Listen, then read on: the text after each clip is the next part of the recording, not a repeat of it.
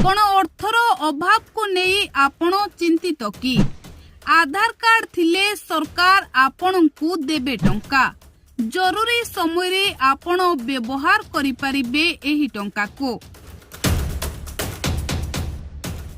कोन आपणको पाखे टंका नहीं कि आपण अर्थ अभाव को नहीं चिंतारे रहुछंती कि तेबे चिंता करंतु नहीं आपणको पाखे जदि केवल आधार कार्ड अछि तेबे आपण एही योजना माध्यम रे पाई परिबे सीधा सलख 90,000 टंका आउ आपण होई जिबे एकदम मालेमाल।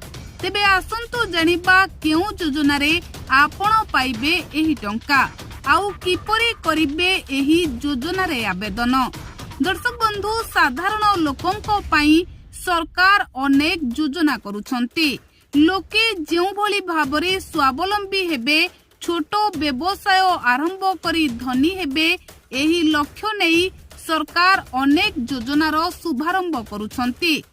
तेबे जदि आपण निजर एक छोट व्यवसाय आरंभ करबाकू चाहुछंती एवं टंका अभावरू ताहा करि पारु नाहंती तेबे मोदी सरकार आपणकू सहाय्य करिवे। हाँ आमे सेही सरकारी योजना विषय रे कहूछु जहाको कोरोना महामारी समय रे रास्ता कड़ विक्रेता बा उठा दोकानी मानंको पाई आरंभ करा जाइथिला जेउ माने व्यवसाय कोरोना जोगु बंद होई जाइथिला। एही योजनार नाम हेउछि पीएम स्वनिधि योजना।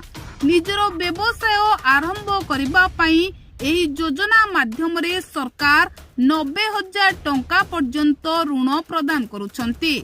देश कोरोना महामारी रु मुक्त होई सारिछि किंतु क्षुद्र व्यवसायी को सहाय्य करिबा पई मोदी सरकार पीएम स्वनिधि योजनार समय सीमा को 31 मार्च 2030 पर्यंत वृद्धि करिसंती।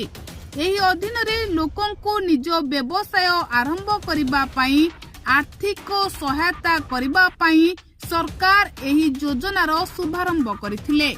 एही सरकारी योजनार सबुठारु बड़ विशेषत्व हेउछि एहा अधीन रे 90,000 टंका पर्यंत ऋण बिना कोनोसी ग्यारंटी रे दिया जाउछि जहा एहार लोकप्रियता को वृद्धि करिबारे प्रमुख भूमिका ग्रहण करुछि। पीएम स्वनिधि योजना रे एही अर्थ 3टी पर्याय रे दिया जाइथाय अर्थात हिताधिकारी विश्वसनीयता आधार रे छोट परिमाणरू आरंभ करी बड़ परिमाणर ऋण दिया जाए।